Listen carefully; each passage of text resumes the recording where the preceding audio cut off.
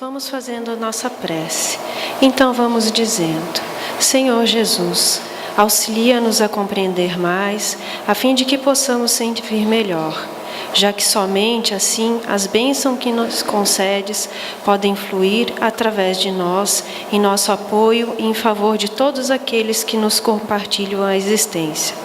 Induze-nos à prática do entendimento, que nos fará observar os valores que porventura conquistemos, não na condição de propriedade nossa, e sim manancial de recursos que nos competem mobilizar, no amparo de quantos ainda não obtiveram as vantagens que nos facilitam a vida.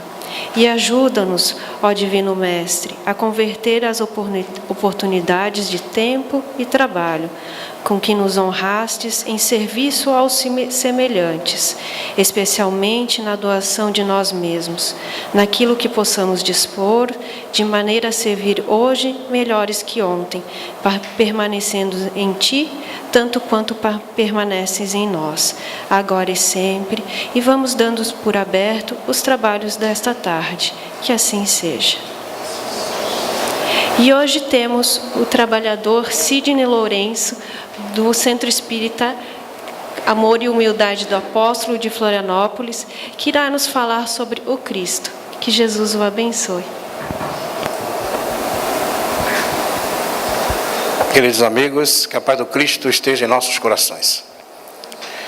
Quando nós lemos o conteúdo espírita, nós vamos perceber que a doutrina espírita, a partir de seu advento, ela começa a nos revelar uma série de situações e informações do plano espiritual.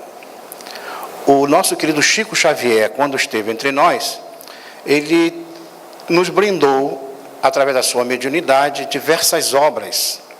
E essas obras que ele, de uma certa forma, deixou para nós, uma em especial, um grupo delas em especial, foi ditado por um espírito que viveu na época do Cristo, que é o Públio Lentulus, que depois foi cognominado como o nosso Emmanuel, que é o mentor espiritual de Chico Xavier.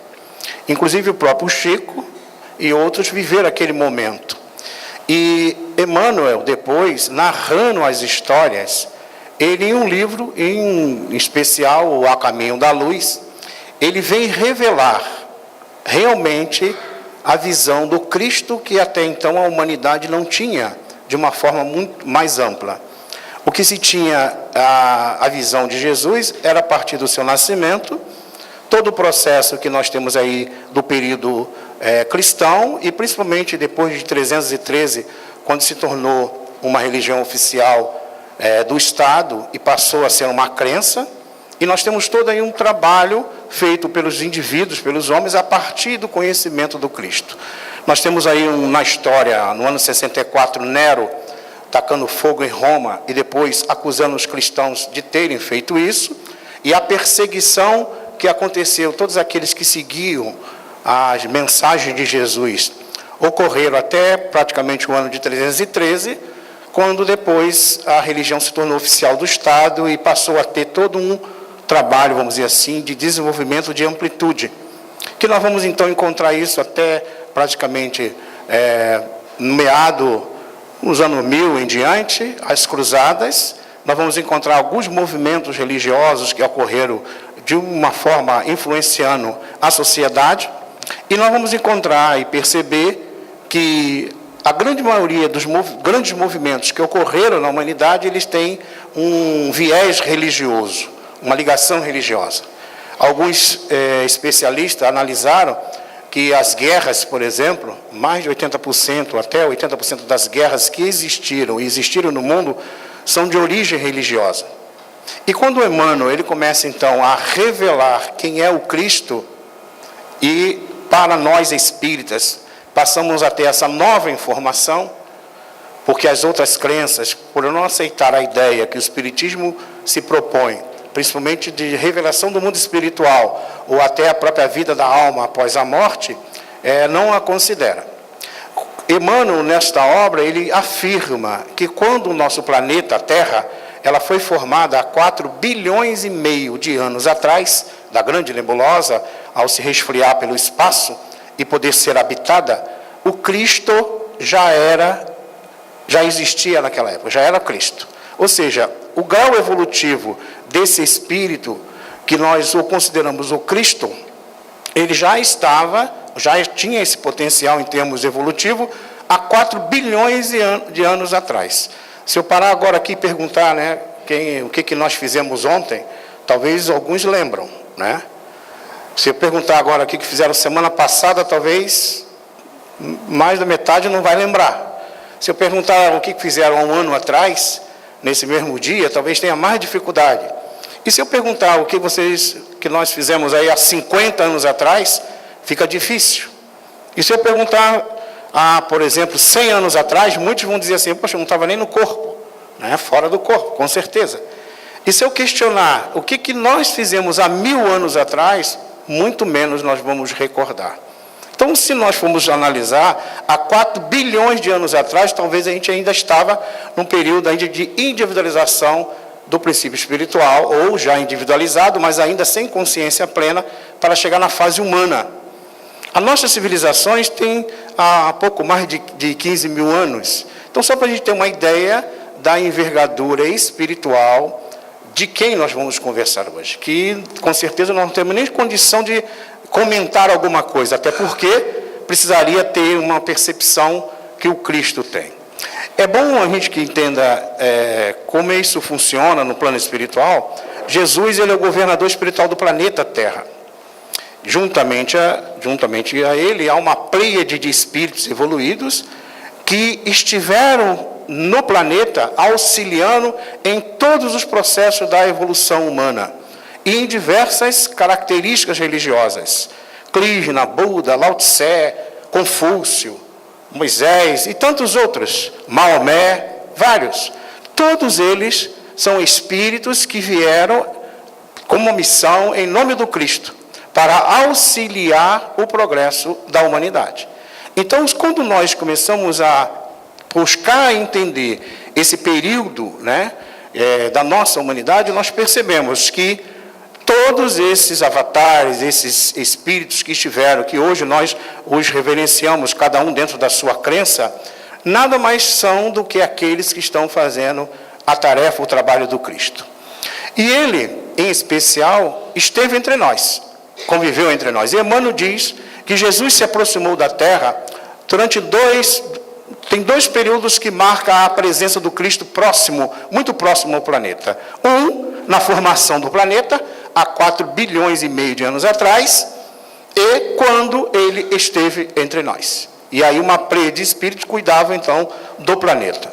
Então, esta alma, esse espírito, que é o nosso irmão maior, que nós nos referimos assim, ele sempre se ocupou para manter as leis divinas que todos nós temos em nossa consciência, para que ela pudesse ser cumprida. Há um detalhe importante que a gente precisa perceber, que nós fazemos parte desse grande grupo, num linguajar mais bíblico, esse grande rebanho. Todos fizemos parte, todos que estamos na Terra. Não tem ninguém que esteja fora desse processo. Então, como todos nós fazemos parte desse grupo, desse rebanho, não tem como a evolução do planeta ocorrer somente com alguns e outros não acontecer. É preciso que a gente colabore com esse processo da evolução. Ultimamente, o nosso querido Divaldo Pereira Franco, um dos últimos livros publicados por ele, ditado pelo espírito Manuel Fernando de Miranda, Perturbações Espirituais, ele se refere a alguns espíritos que estão com muita dificuldade, principalmente depois que chegaram ao plano espiritual, e que foram mortos pelas guerras religiosas ao longo do tempo, revoltados com o Cristo. Eles acreditavam, ou acreditam até hoje, que aquelas atitudes que os homens tiveram em nome de Jesus, era o próprio Cristo que tinha, de uma certa forma, incentivado. Como eles não compreendem ainda a grandeza do Cristo, eles acreditam que essa doutrina, vamos dizer assim, cristã, não deveria existir. Então, se nós olharmos hoje a sociedade, a nossa humanidade, nós vemos aí várias aspecto atinente a essas questões do Cristo.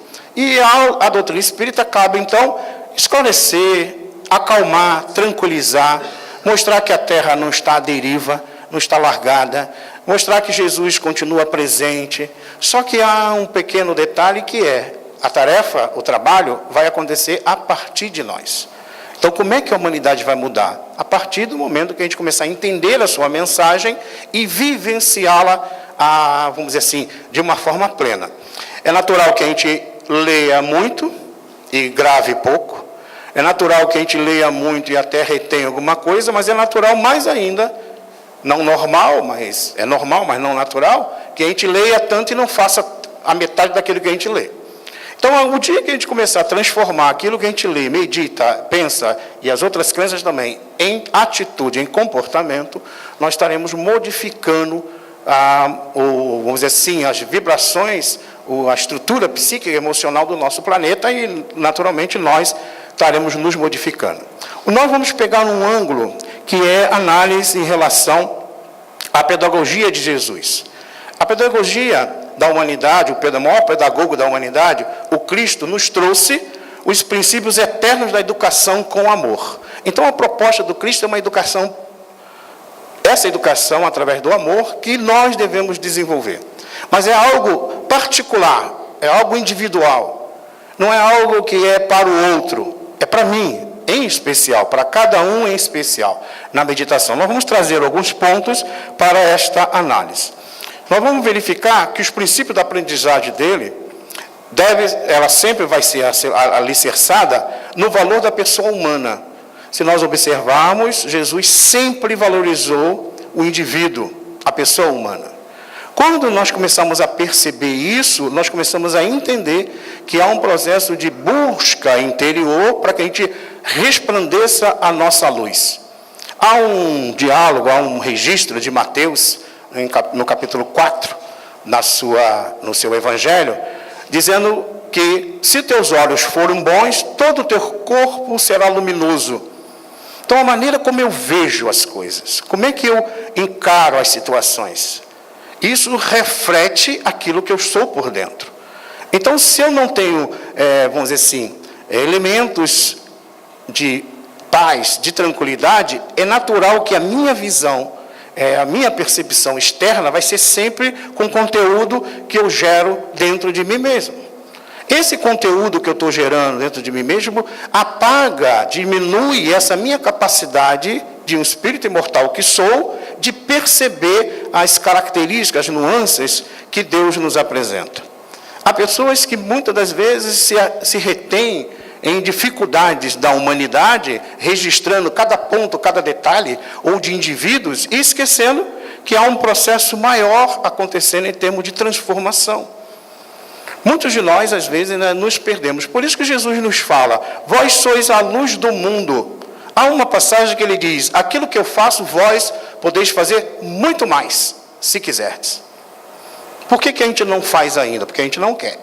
E o dia que a gente quiser, a gente conseguirá modificar essa situação. Um outro ponto dessa doutrina do Cristo, toda aprendizagem se dá no tempo e é cumulativa. Então, é natural que nós vamos ter que viver várias situações, vários momentos, várias reencarnações, até que isso seja introjetado em termos psíquicos, emocionais na nossa vida e transformar isso em comportamento natural.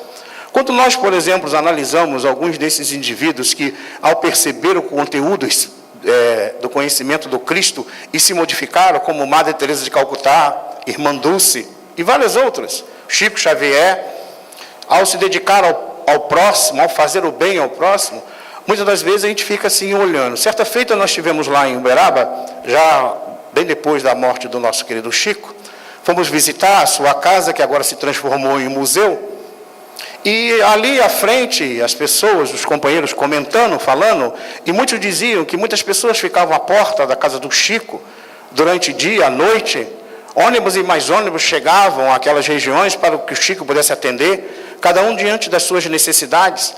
E eu ali parado na porta da sua casa, olhando, eu fiquei imaginando a fila que ele não deveria formar. E E fiquei imaginando assim, meu Deus do céu. Imagina você, quem mora em casa aqui pode imaginar. Imagine uma fila de umas 20 pessoas em frente à tua casa durante a semana. E não vai embora. E aí chega mais gente ainda. Durante um mês. Durante um ano. E aí a fila continua dando volta ao quarteirão e mais gente ainda chegando e muito mais gente ainda chegando. Imagine isso durante 40 anos na porta da tua casa. Aí eu parei e falei assim, meu Deus, o Chico não tinha tempo de ver televisão, né? Porque ele tinha que atender o povo. Ele não tinha tempo de ficar se preocupando com conta bancária. Será que tem saldo? Não tem saldo? Tem que pagar? Não tem que pagar? Né? A sua vida começou a ficar simplificada porque ele viu que a necessidade humana era maior. E o tempo todo ele atendia, ajudava as pessoas a cada momento, a cada instante. Certa feita eu cheguei, eu estava muito doente. E o médico disse que a vida dele estava por um fio.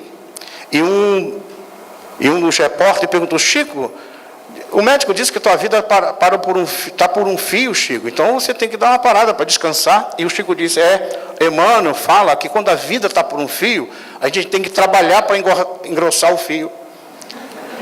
Então muitas das vezes a gente está aí, quebrou a unha, hoje eu não vou no centro, né? Hoje eu não vou ajudar lá no NES, não, porque não dá, eu já fui lá, aquelas crianças lá é terrível, aí começa, bota um monte de dificuldade. E às vezes não é muito longe, às vezes as crianças terríveis estão dentro de casa, né? Que é o neto, o vizinho, o parente, o filho, que Deus coloca. Então muitas das vezes a gente não percebe que Deus está nos chamando o tempo todo para que a gente faça o bem ao próximo. O tempo todo para que a gente viva a mensagem do Cristo. Mas a gente sempre deixa postergando, vai deixando para depois. Por isso que demora. Há 2000 anos a mensagem já veio e estamos tentando entender. Ainda discutimos e ficamos falando isso, falando aquilo. Então, como a aprendizagem é acumulativa, ela vai ao longo do tempo modificando os indivíduos. Se nós observarmos nosso querido Bezerra de Menezes, numa das revelações dadas pelos Espíritos, ele é o 13º apóstolo. Quando Judas comete, né, o suicídio, é substituído por Matias. Matias nada mais é do que Zaqueu. Zaqueu foi aquele que Jesus tinha conversado com ele, né, que ele era cobrador de impostos. E depois ele substitui. No ano 170 da nossa era, nós vamos ver no livro Ave Cristo, ditado pelo nosso querido Emmanuel, a presença do nosso querido Bezerra de Menezes ali, provando o seu amor ao Cristo. Nós vamos ver ali uma figura também ímpar, que é Rufus, que nada mais é que o nosso Eurípides Bassanufo, que naquela época morreu em nome do Cristo, deslocado, como era natural na época, o sacrifício feito, deslocado com os animais presos, amarrando os seus membros em animais, e chicoteando os animais, e os membros se deslocavam do corpo. E depois nós vamos encontrar Eurípides Bassanufo, tendo essa mediunidade maravilhosa. E o nosso próprio Bezerra de Menezes, quando ele foi chamado para assumir a Federação Espírita Brasileira, ele tinha um trabalho, uma proposta. E a proposta dele era dar continuidade ao trabalho do Cristo na Terra, o exemplo de amor. Mas ele também foi aquele que conviveu naquele período com Cristo. Quando Bezerra de Menezes retorna ao plano espiritual, ele é recebido por Celina. Celina é enviada de Maria, a mãe do Cristo. Ela disse a Dr. Bezerra de Menezes, Dr. Bezerra, apraz a nossa Mãe Santíssima, que tu não permaneça mais no orbe terrestre de dor, de sofrimento. Tu pode alçar mundos melhores. E Dr. Bezerra diz a ela, Celina, se eu posso pedir, peça a nossa Mãe Maior para que eu permaneça junto daqueles que sofrem na terra. E passado um tempo depois, Celina retorna e diz, foi-lhe concedido o Dr. Bezerra de Menezes. E ele, então, permaneceu na terra auxiliando. A época do Chico Xavier, quando estava entre nós, ele atendendo as pessoas, e era avisado no plano espiritual, está presente Emmanuel. Os espíritos que ali se acotovelavam no plano espiritual, se afastavam, Emmanuel chegava, em pouco tempo estava ao lado do Chico. Avisavam daqui a pouco a presença de Dr. Bezerra de Menezes, e era um alvoroço danado. Os espíritos todos saíam correndo. Doutor Bezerra de Menezes, manda uma mensagem para o meu filho na terra. Doutor Bezerra de Menezes, manda um remédio, e isso e aquilo. E ele atendia um por um. E levava quase uma hora para chegar ao lado do Chico. Emmanuel é o evangelho da disciplina. Doutor Bezerra é o evangelho da misericórdia. Então são exemplos que nós temos na nossa literatura, na nossa vida, não só religiosa, espírita, mas também católica. Está aí Irmã Dulce, Madre Teresa de Calcutá, tantas outras, fazendo aquilo que o Cristo desejava fazer. Então, é um acúmulo essas experiências e vai sendo passado. E aí, ao longo dessa minha meditação, eu fiquei imaginando, imaginem se tivesse um Chico Xavier no bairro onde a gente mora. Tivesse um Chico Xavier em cada cidade, uma Madre Teresa de Calcutá em cada cidade, uma Irmã Dulce, fazendo o que elas sempre fizeram, ajudando as pessoas. Eu não fiquei preocupado com eles, não, fico preocupado com a gente. A gente se sentiria com vergonha de não ter feito nada ou não fazer nada para modificar o quadro social do nosso planeta. Então, se essas almas começarem a reencarnar e começar a ter uma postura moral dentro do planeta, vai modificando o planeta. E é necessário que a gente perceba, ou a gente vai junto com esse grupo modificando, ou nós vamos ficar para trás sofrendo o processo das reencarnações. Há um outro item, que o processo do ensino-aprendizado, do ensino do Cristo, tem como fonte o indivíduo e sua situação histórico-cultural. Então, é levado em consideração o momento histórico-cultural, para que ele possa entender. Hoje, o que nós podemos perceber é muito mais amplo do que aquilo que se percebia há 1000 anos atrás. Porque houve um processo evolutivo. Hoje, o conhecimento está de uma forma muito espraiada na nossa sociedade. Quando eu passo os canais da televisão, eu vejo que tem 4 ou 5 canais católicos e alguns outros canais da Igreja Reformada, da Igreja Universal e outras. E eu fico falando, meu Deus, como tem canal com muitas coisas boas passando para as pessoas. Mas a gente prefere aquele tal do... deixa para lá. Há um outro processo de aprendizagem que deve ser baseada na descoberta pessoal, concreta, a partir da reflexão em profundidade, ou seja, é uma experiência pessoal. Não tem como eu vivenciar uma experiência, por exemplo, como é que eu vou lidar com as crianças do NEIS? Não adianta eu narrar aqui, ou pedir para a Simone narrar, ou alguém que está feito aquele trabalho lá com as crianças no NEIS, principalmente no período onde tinha um número enorme de crianças. Não adianta alguém narrar, alguém tem que experienciar, tem que vivenciar aquilo lá, ou não só aquilo, mas qualquer lugar, um hospital, um asilo, um orfanato, não sei, qualquer algo. Porque muitas das vezes a gente fica deprimido em casa, ai meu Deus, a minha vida não dá nada certo. Mas não faz nada para ninguém, não tenta fazer algo para alguém. Então, de repente, a gente tem que sair um pouco de nós, ir um pouco no mundo e fazer o que o Cristo faz. A nossa querida Madre Teresa de Calcutá, quando estava num dos ônibus, dos trens, ela viu pessoas caindo mortas dentro do trem. E naquele instante ela teve um pensamento e diz assim, o que queres que eu faça? Uma pergunta como Cristo fizesse para ela. E ela passou a recolher ali os doentes para auxiliar. E muitas das vezes estamos sendo chamados a agir assim. E aí vocês poderão dizer, mas Sidney, como é que nós vamos poder entender ou vivenciar o Cristo com as realidades somente com as pessoas carentes, necessitadas? Mas foi isso que ele disse. Se fizer a um desses pequeninos, desses que nós desprezamos na sociedade, a mim é que faz. Então, se eu quero mesmo perceber e agir, às vezes não preciso ser alguém que está caído. Às vezes nós temos muita vontade, às vezes, de ajudar as pessoas da rua e tudo mais, e devemos fazer. Mas devemos também ajudar os meninos de casa, que estão entrando em estado depressivo, com pensamentos negativos diante da vida.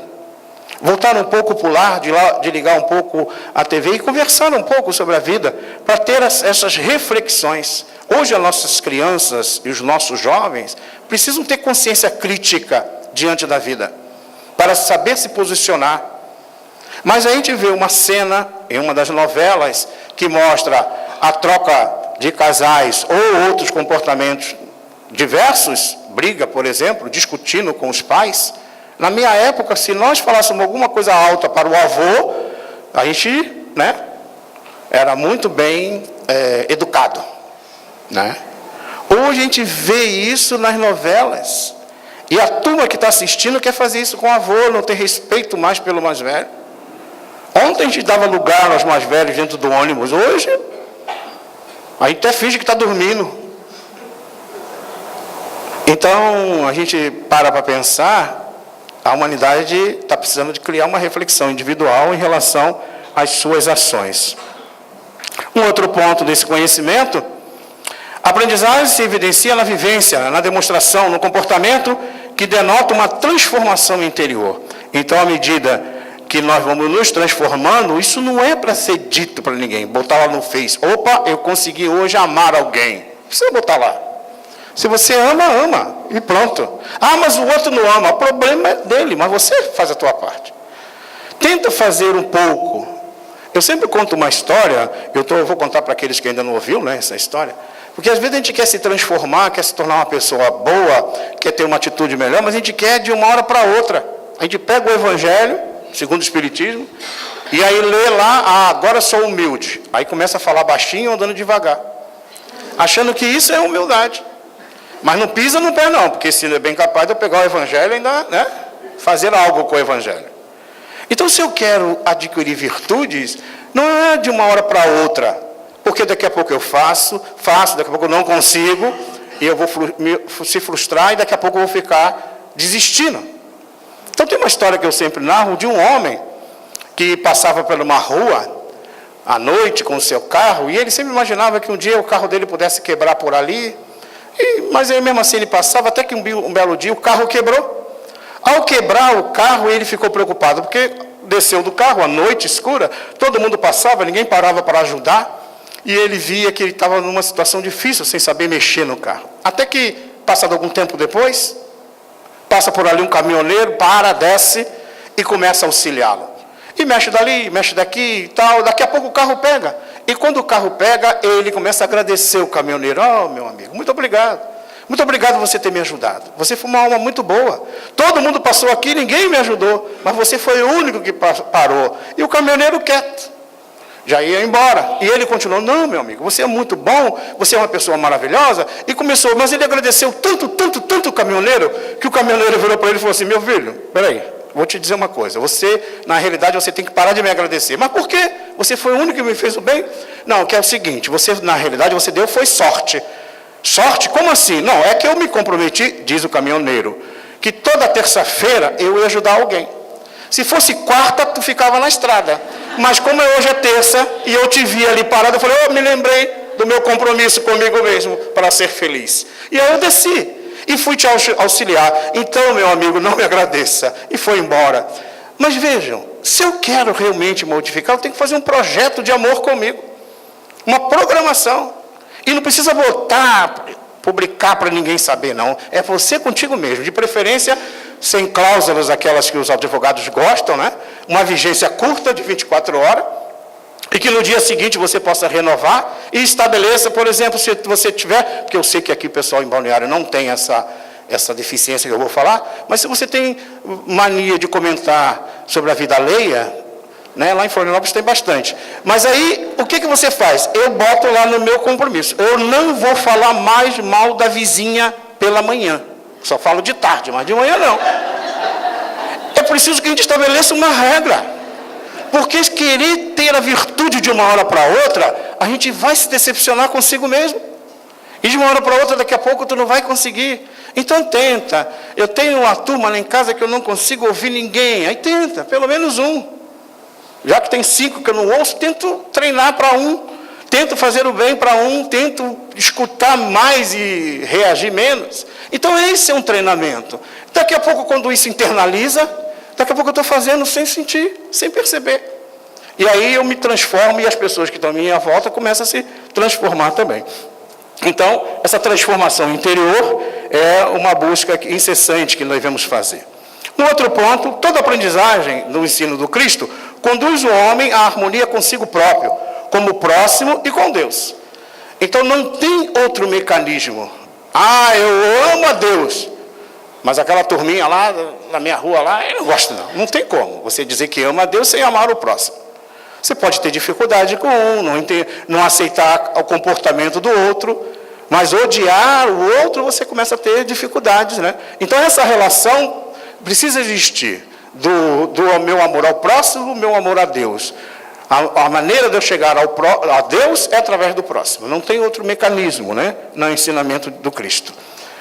E é no próprio aprendiz que se encontra o feedback sobre a sua aprendizagem. Então, nesta relação, Jesus começa a perceber que quando cada um começa a vivenciar, ele começa a crescer no seu conhecimento como realmente ele é um filho de Deus. Toda aprendizagem necessariamente possui momentos de avaliação, e é preciso que a gente pare para avaliar.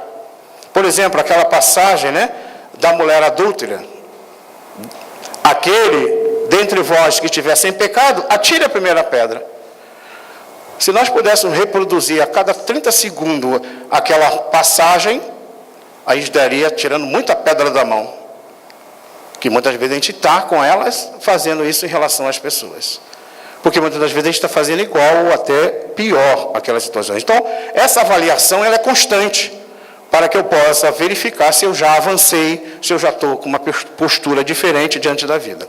Um outro ponto, o erro é uma parte do processo de aprendizagem e deve ser transformado em estímulo de crescimento. Vai e não tornes a pecar. Foi identificado o erro? Levanta. Não fico contando as vezes que caio. Porque se eu contar as vezes que eu caí, eu vou estar sempre caído, olhando para o chão. Agora, se eu contar as vezes que eu levanto, opa, me levantei pela 15ª vez. Eu vou estar sempre de pé. Então, isso é uma postura diferente. E eu modifico a minha maneira de entender e de aceitar a vida. Um outro ponto, o ambiente de confiança e respeito é fundamental para a aprendizagem. Então, é preciso que haja essa passagem, né? Esse meio de uma convivência de confiança. Como é que eu posso estabelecer esse laço de afetividade, de troca dentro do lar, se eu não tenho confiança? Se não existe a confiança? Se eu não me permito perceber aquilo que me gera a confiança. Então, a confiança no processo de aprendizado ela é fundamental. Tanto aquele que ensina, quanto aquele que aprende. É preciso que nós estabeleçamos esse lado. À medida que nós vamos crescendo, nós vamos entendendo que a confiança é o ponto base nas nossas relações. A aprendizagem verdadeira conduz à liberdade e à autonomia. Então, quando nós aprendemos, e aí é a proposta do Espiritismo. O propósito do Espiritismo, quando ele não tem nada exterior para oferecer em termos de conduta e atitude, ele tira as bengalas psicológicas. Ele nos dá a liberdade de ação, de entendimento, de postura. Por isso que a doutrina espírita ela esclarece a respeito dos fatos, das coisas, das situações. Tomar atitude diferente é individual. É o livre-arbítrio. Ah, mas eu não fiz. Imagine quando a gente chega no plano espiritual. E aí nós encontramos, né, nosso anjo de guarda, que foi um dos temas que nós já trabalhamos aqui, aquele espírito que vela por nós, e ele chega para você e fala assim, meu filho, está voltando da terra? Estou. Cheguei agora. E aí, como é que foi a terra? Foi difícil. Caiu de novo caí de novo. Mas essa é a 15ª vez que tu já foi para a terra e não conseguiu. Vamos tentar de novo? Vamos tentar de novo. Eles têm uma paciência incrível. Tem uns que já estão mais de 100 anos fazendo a mesma coisa. Mas o mundo espiritual superior entende, porque ele sabe que nós temos dentro de nós uma essência. Nós trazemos luz, temos que somar mais luz à luz que trazemos, porque nós somos filhos de Deus. Então, quando nós percebemos que nós somos capazes de aumentar essa luz, nós vamos transformando as coisas e as pessoas que estão em nossas voltas, principalmente através da minha própria mudança. A coerência e o modo de ser do mestre são igualmente elementos favorecedores da aprendizagem. Então, se eu quero comparar alguma coisa, penso assim, se Jesus estivesse no meu lugar, naquela situação, como é que seria? Será que ele agiria dessa forma ou daquela outra? Às vezes nós ouvimos pessoas colocando na boca de Jesus, ou na palavra de Jesus, algumas questões muito sérias. A misericórdia do Cristo foi sempre muito ampla para todos nós. Quando ele analisa, por exemplo, a questão do adultério, quando se falava que o comportamento da situação adúltera, ela devia ser apedrejada, como era a lei antiga, ele se reporta a isso e diz: lembra o que foi dito aos antigos? Aquele que pensar, né, já cometeu adultério. Então ele começa a aprofundar não só a atitude externa do comportamento do adúltero ou da adúltera, mas ele está agora analisando as questões da mente, que fica enferma e está propensa ao comportamento. Porque a ação exterior nada mais é daquilo que nós alimentamos no mundo interior. Então Jesus, como um grande psicólogo e pedagogo que era, ele vai na essência, mostrando que a transformação é individual e é interior, sem aplausos do mundo externo, mas é uma mudança interior. Então essa ligação com o mestre é principal. O mestre é um aprendiz completo. O mestre é um aprendiz completo. E o aprendiz é um mestre em potencial. E à medida que nós vivenciamos, nós começamos a auxiliar. Lembro-me de um fato narrado pelo nosso querido Divaldo Franco, que quando a Lady Diane houve o acidente e ela desencarnou, a Madre Teresa de Calcutá, estando um pouco doente, se preparava para ir ao seu velório. E ela não chegou nem ao velório, porque a Madre Teresa de Calcutá, ela ficou muito doente e depois ela desencarna. Diz Divaldo em uma das suas mensagens que ao chegar no plano espiritual, Madre Teresa de Calcutá, ela foi recebida por aquelas que são consideradas santas pela igreja, e ela a recebeu quase imediatamente. Ela saiu do corpo e foi recebida com muita lucidez no plano espiritual. E ao ser recebida por aquelas que são santas na igreja e trabalhadoras do Cristo, depois de algum tempo, Madre Teresa pergunta: e a nossa princesa? Porque ela revelou que no passado, quando ainda estava na Terra, a Lady Diane foi buscá-la e disse: eu desejaria participar junto com a senhora, Madre. E ela disse: não faça isso, minha filha, continue na tarefa que tu está. Um dia, talvez você possa participar junto com a minha equipe aqui.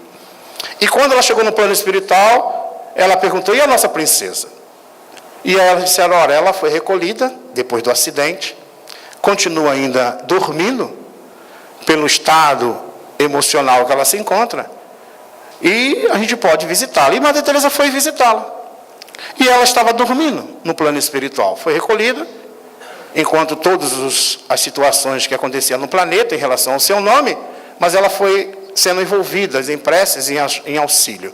Depois de um tempo, depois de algumas semanas, na hora que ela abre os olhos, ela dá de visão, de vista, no primeiro plano, assim, a Madre Teresa. E ela diz assim: Madre Teresa, a senhora aqui? E ela disse: sim, minha filha. Agora você pode fazer parte das minhas irmãs que trabalham em nome do Cristo. Aí dá para a gente analisar uma situação. Madre Teresa, ao sair do corpo, logo já estava lúcida diante da vida. Lady Di levou um tempo para a lucidez. Tem outros que levam mais tempo ainda.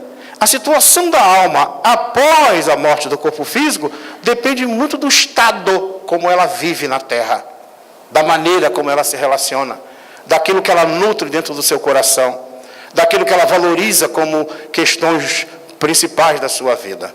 E isso acarreta um prolongamento maior ou não no seu psiquismo de sofrimento e dor, ou até mesmo poder acordar muito mais cedo. Por isso que é bom que a gente já comece a entender que de repente a gente pode voltar para o plano espiritual, né? Como a gente sabe que alguns companheiros dessa casa às vezes partem para o plano espiritual, como já aconteceu agora recente, e quando chega no plano espiritual, que nós possamos ter essa lucidez e voltar a trabalhar aqui, nesta casa, só que agora do lado do plano espiritual. Então, quanto mais a gente tiver isso ligado em nós, em nossa consciência, em nosso sentimento, nós vamos percebendo que há um crescimento para todos nós. Está aí Madre Teresa, como qualquer outro de outras crenças, essa realidade do plano espiritual é para qualquer pessoa.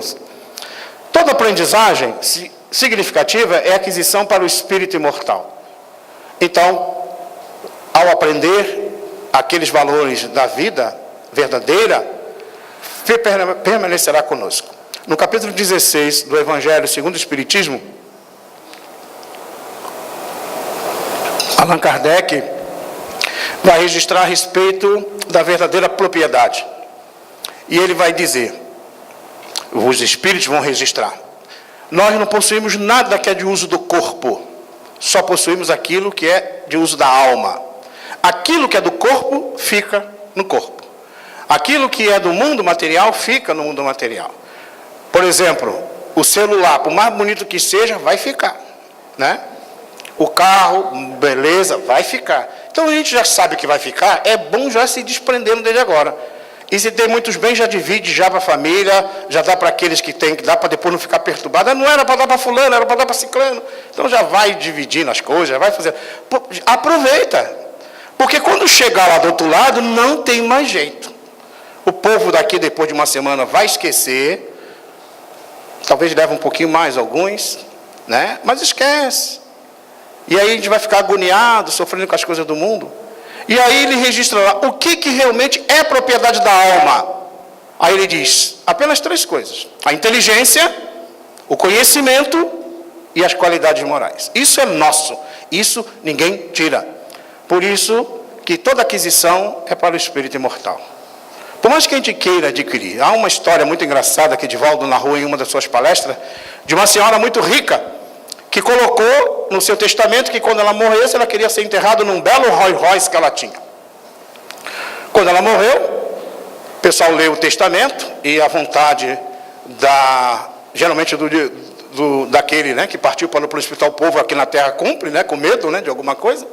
E compraram no cemitério um mausoléu maior, prepararam, botaram ela muito bem maquiada, com a melhor roupa que ela tinha, no primeiro banco do carro, levaram o carro até o cemitério, diz Divaldo Franco. Até o cemitério, ela foi de carro, depois foi a pé mesmo. Não tinha jeito. Porque chegando no plano espiritual, nada, vamos levar nada disso não, vai ficar. E se isso é a verdade, já vamos se preparando, já para ir treinando, né? Se por acaso acontecer amanhã, de você estar falando com alguém e ninguém responder, pode desconfiar. Ou você partiu, ou você está com uma pessoa que não quer falar contigo. Aí é outra coisa, né? Aí é outro problema. A ação pedagógica de Jesus é uma proposta de educação. Então, um processo educativo que Jesus utilizava, ele utilizava algumas técnicas, porque a gente fala hoje em termos de ensino, aprendizado, nas escolas, né, no meio espírita, em tudo quanto é lugar. Jesus utilizava a preleção, as explicações, a narrativa, para poder ensinar. Era isso que ele fazia. E olha mais ou menos aqui, deixa eu ver agora se vai dar para mim. Eu preparei aqui uma passagemzinha.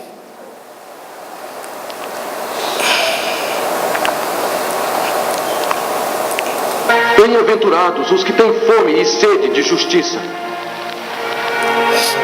porque serão saciados. Bem-aventurados os misericordiosos, porque eles obterão misericórdia. Bem-aventurados os puros de coração, pois eles verão a Deus. Bem-aventurados os pacificadores, porque serão chamados de filhos de Deus. Bem-aventurados os que são perseguidos por buscarem a verdade, porque deles será o reino dos céus. Bem-aventurados vocês, pelas pessoas abusarem de vocês, por falarem todos os tipos de calúnia contra vocês por minha causa. Alegrai-vos e exaltai, pois sua recompensa no céu será grande, como foi a dos profetas perseguidos antes de vocês.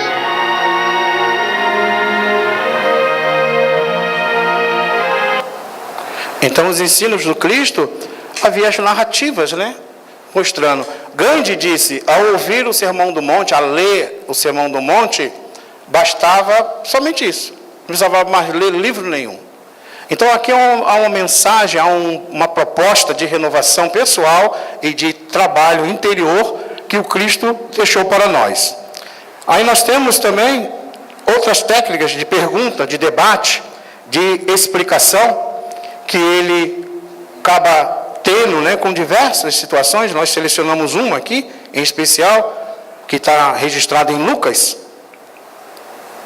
Mas você, como filho de Israel, sabe que fomos escolhidos por Deus em toda a humanidade para sermos a nação sagrada. E por isso Ele nos deu nossa lei, o Torá, que é a lei da vida. E temos que nos separar dos pecadores e sermos puros e justos. Mas quem é justo aos olhos do Senhor? Qual é o coração da lei? Ouça, Israel, devemos amar a Deus nosso Senhor com todo o coração, com toda a alma, com toda a força. Este é o grande mandamento. Você disse bem. Não está muito distante do reino de Deus, José de Arimateia. Mas há outro mandamento, da mesma importância. Deve amar ao próximo como a si mesmo. Mas quem é meu próximo? Não, você não pode estar aqui! Aqui não há lugar pra gente como você! Não! Qual o problema?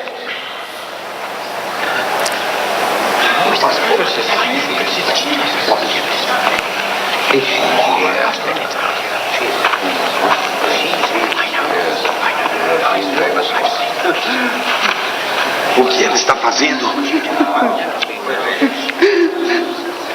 Ela o está desonrando. Aqui não é lugar para você, mulher. Saia daqui. Simão, sente-se. Mas, Rabino, sabe que tipo de mulher ela é? Simão, por favor.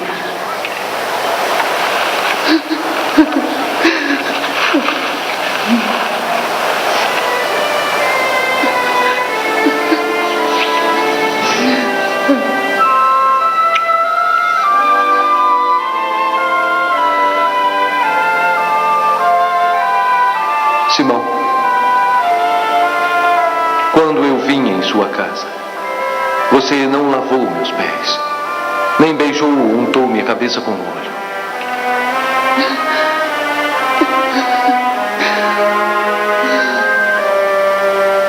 Ela lavou meus pés com suas lágrimas e secou com seus cabelos e os untou.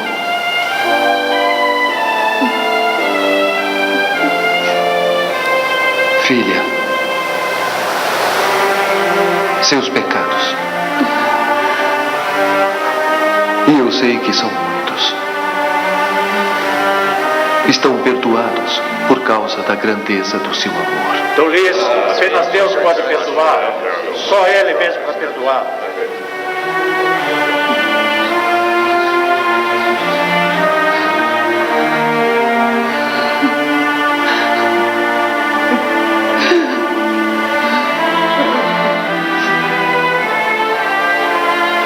Sua fé a salvou.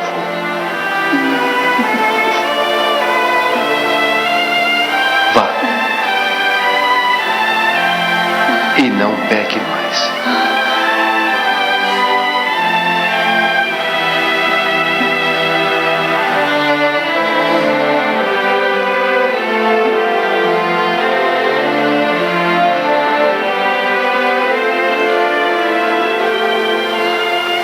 Filha,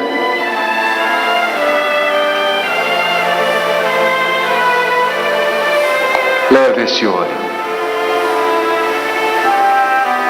e guarde para o meu enterro. Vá em paz.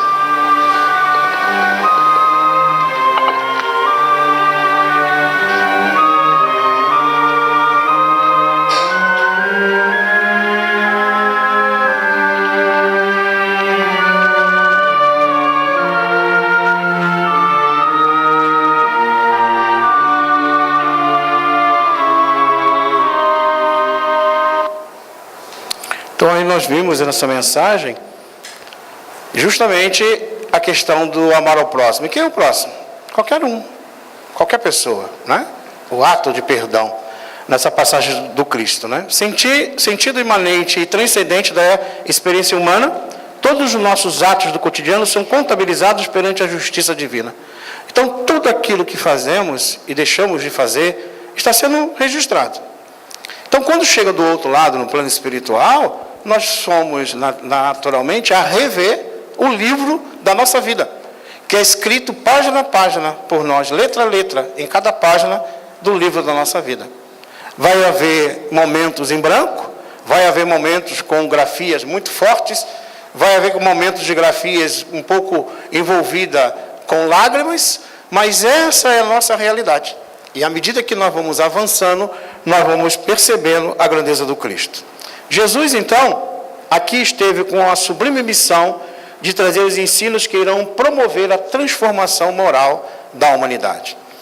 Então, quando Allan Kardec pergunta aos espíritos como é que vai acontecer a transformação do planeta, da Terra, do mundo, ele coloca que essa transformação vai acontecer com a renovação de uma nova geração, novas almas, novos espíritos, que ao reencarnarem vão dando um direcionamento diferente ao planeta.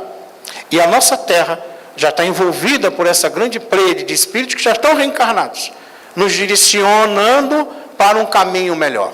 Mas é natural que em toda arrumação, quando aquele que vai arrumar a sua casa, por exemplo, primeiro se faz uma bagunça, primeiro se faz um tumulto, tira as coisas do lugar para poder pintar a casa, para poder reformar, e parece que é um caos só. É o que acontece hoje no planeta. Parece que é um caos, mas na realidade está sendo arrumado o planeta, através de cada coração, de cada um de nós, na medida que nós vamos fazer a nossa parte nessa grande transformação. Na questão 798 do Livro dos Espíritos, Allan Kardec pergunta se o Espiritismo se tornará uma crença comum, e os Espíritos dizem, sim, e marcará uma nova era na história da humanidade. Então, o conhecimento espírita será um conhecimento natural, um conhecimento sobre a vida espiritual. Espírita terá algumas pessoas, alguns grupos que se denominarão espírita, porque isso faz parte de uma escolha pessoal. Mas a visão do espiritismo será comum a todas as pessoas, como a matemática, que hoje todo mundo a utiliza. Então, quando esse conhecimento estiver devidamente amplo, conhecido a todos e aceito por todos, pela ciência e tudo mais, nós vamos verificar que haverá sempre consequências na nossa vida. Vamos entender que o Cristo sempre esteve conosco, zelando por nós, através dos seus tutelares, espíritos diversos que reencarnam entre nós, para transformar a humanidade. E com certeza, quando nós começamos a perceber isso, que Ele está junto de nós e sempre estará, e quando a gente ouve algumas crenças dizerem que só Jesus salva, realmente só Jesus salva. Não tem outra maneira, não. É só através dele que nós vamos gerar consciência devida para entender que nós somos filhos de Deus. É através do Cristo que nós chegaremos até Deus. E porque Ele é o caminho, a verdade e a vida. Parece que, ao falar sobre isso, parece um discurso de outras crenças. Mas a doutrina espírita tem como governador, como coordenador principal das ensinamentos do Espiritismo, que a preside, o próprio Cristo, que a ditou e permitiu que os Espíritos a ditassem a todos nós. É um novo passo para a humanidade, é um novo conhecimento, que vai se unir a outros conhecimentos que a humanidade já possui. E esses conhecimentos trará o novo homem, uma nova percepção. Mas para que a gente possa ter ideia, essa mensagem final, para que a gente entenda que no momento derradeiro, que é muito narrado em várias outras passagens, filmes do Cristo, essa passagem nós achamos interessante perceber que ele fala a respeito, que estará sempre conosco.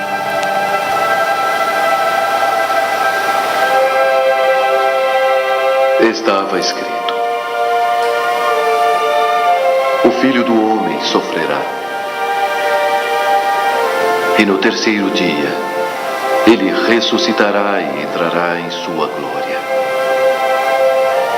Vocês são testemunhas disso.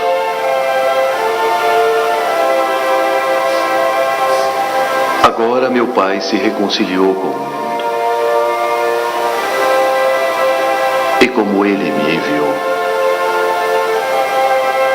eu envio todos vocês.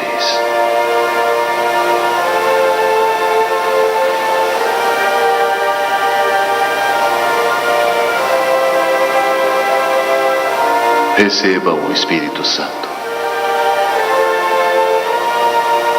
Vão como cordeiros entre os lobos. Façam discípulos em todas as nações. Os batizem em nome do Pai, e do Filho, e do Espírito Santo. Ensinem a eles o Evangelho e os mandamentos que eu lhes dei. Agora, eu deixarei o mundo novamente e irei até o Pai.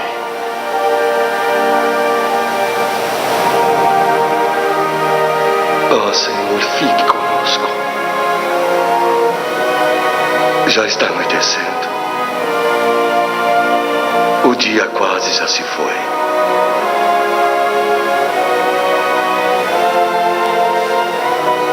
Não tenham medo. Estarei com vocês todos os dias, por toda a eternidade.